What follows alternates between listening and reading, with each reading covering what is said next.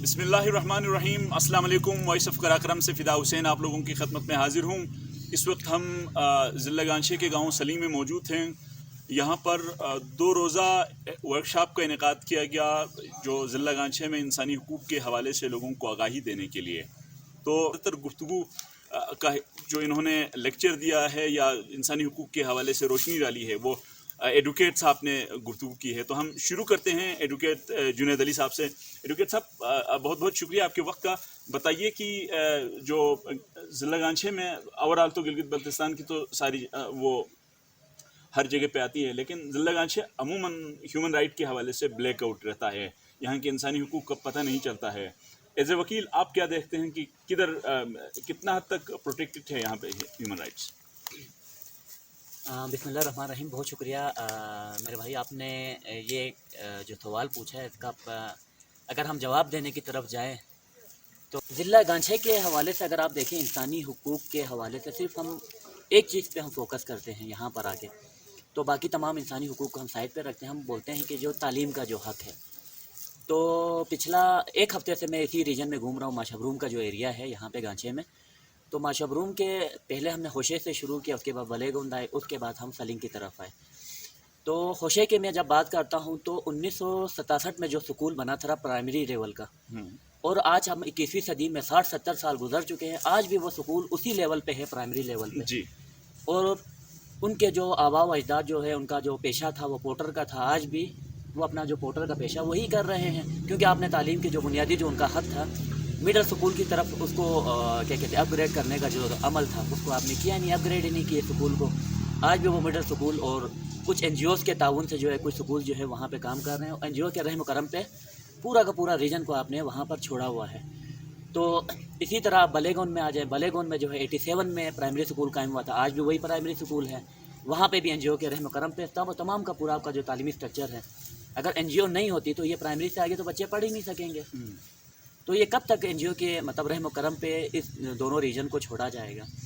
फिर हम तीसरी जो हमारा जो सेशन का हवाले से हमने आना था ये यहाँ पे सलिंग की तरफ, तो सलिंग में आ गया तो यहाँ पे इन्होंने अपग्रेड तो कर दिया है, लेकिन कल हमें जो है बरसूख ज़राए से जो मालूम हुआ है वो कहते हैं कि हम मिडल से जो है क्या कहते हैं प्राइमरी से मिडल की तरफ तो हम कर लेंगे अपग्रेड जो है स्कूल को, लेकिन क्या है पब्लिक जो है स्टाफ को डिमांड नहीं करेगी। तो ये कौन सी मतलब एक शेक महकमा तालीम की तरफ से कि आप स्कूल को अपग्रेड भी कर रहे हैं और पब्लिक को कह रहे हैं कि आप टीचर की डिमांड नहीं करेंगे। बगैर टीचर के उस बिल्डिंग का हमने क्या करना है। हर बंदे के पास माशाल्लाह से यहाँ पे अगर देखते हुए लाए तो 10-10, 15-15 कमरे, 8-8 कमरे, 4-4 कमरों के घर मौजूद हैं। तो बिल्डिंग सबके पास मौजूद है, हमें यहाँ पे टीचर चाहिए, उस्ताद चाहिए। तो मैं कहता हूँ कि ह्यूमन राइट्स के हवाले से जितना बैकवर्ड एरिया जो हमारा गांछे का है, गांछे ख़ासकर ये हमारा जो माशबरूम का रीजन जो है, जितना पीछे मैंने इस रीजन को पाया शायद ही गिलगित बल्तिस्तान का कोई और रीजन या कोई और ख़ित्ता जो है इतना बैकवर्ड होगा।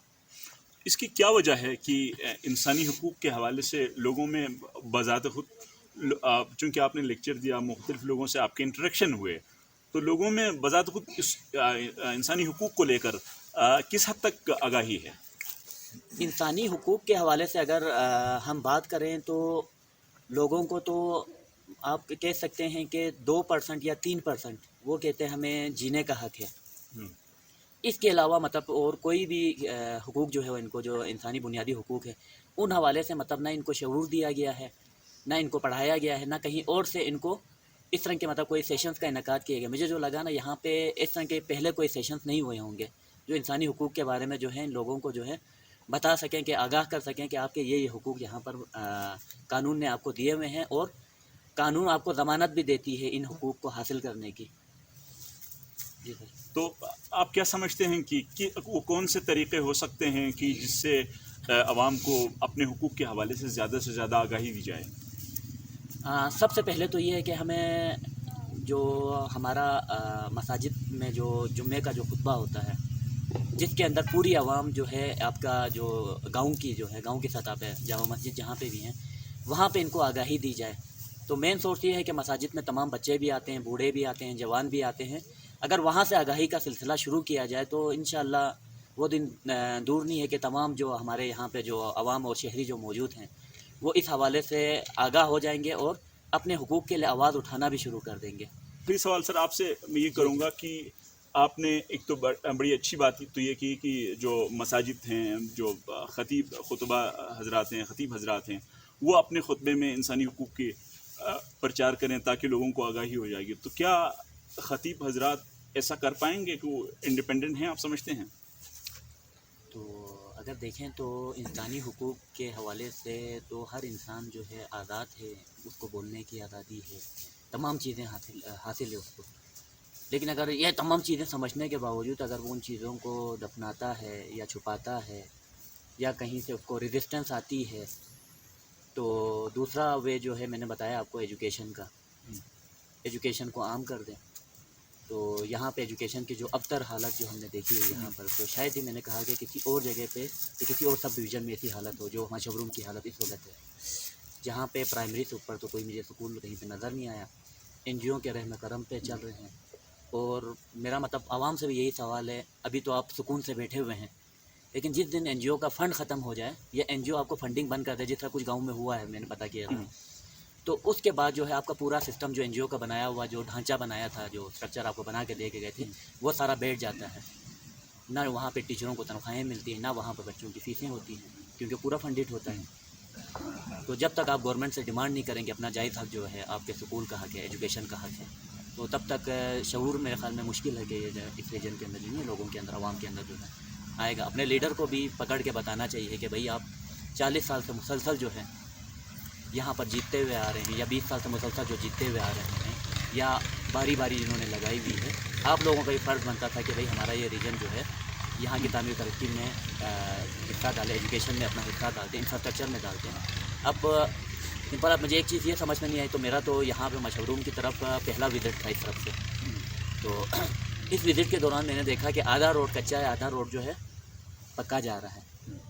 तो अब मैंने लोगों से ही पूछा, मैंने बोला यार ये क्या रोड का हुआ? रोड तो हमेशा ये होता है कि आपके पुल के पास से बनता है, यहाँ पे तो पुल से काफ़ी आगे जाके बना है।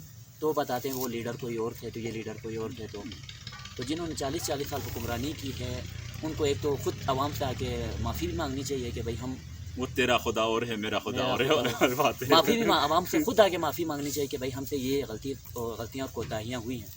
अब देख लें, ये अगर हम मशवरूम की बात करें, हल्का नंबर 3 में आता है, इसी के सामने आपका हल्का नंबर 2 भी पड़ता है। हल्का नंबर 2 कदर बेहतर है इंफ्रास्ट्रक्चर के हवाले से, तालीम के हवाले से, सेहत के हवाले से। यहाँ पर देखें डिस्पेंसरीज़ तो बना दी हैं, डिस्पेंसरीज़ के अंदर सहूलियात नहीं है, अदवियात नहीं है, कहीं पे डॉक्टर बैठा हुआ है, दवाइयाँ नहीं हैं, कहीं पे दवाइयाँ पड़ी हुई हैं, डॉक्टर नहीं है। ठीक। तो इन अबतर हालात के बारे में जब तक आवाम ख़ुद अपने अंदर शऊर ला के तो आवाज़ नहीं उठाएंगे एक कौम बनकर, तो मुझे नहीं लगता है कि यहाँ पे जो है मज़ीद कोई तरक्की की तरफ जो है लोग सफ़र करेंगे। तो जिस अंदाज में तनज़्ज़ुली की तरफ जा रहे हैं, तो तनज़्ज़ुली की तरफ ही जाएंगे। ठीक। इस अलार्मिंग सिचुएशन जो एडवोकेट साहब ने बताई है, इसी नोट के साथ हम इस व्लॉग को यहाँ पर ख़त्म करते हैं, क्योंकि इंसानी हुकूक ज़िले के अंदर अमूमन और मशवरूम में इन्होंने जो इंसानी हुकूक की जो संगीन, इनके नज़दीक इंतहाई संगीन सूरत हाल जो बताई है, इससे आप कितना इत्तेफाक करते हैं या इख्तलाफ करते हैं? अगर बेहतर है, आपके नज़दीक बेहतर है इन्होंने जो बात बताई है, उनके नुक्ते नज़र से अगर आप इख्तलाफ करते हों तो वो इख्तलाफी नोट कमेंट बॉक्स में ज़रूर बता दीजिए।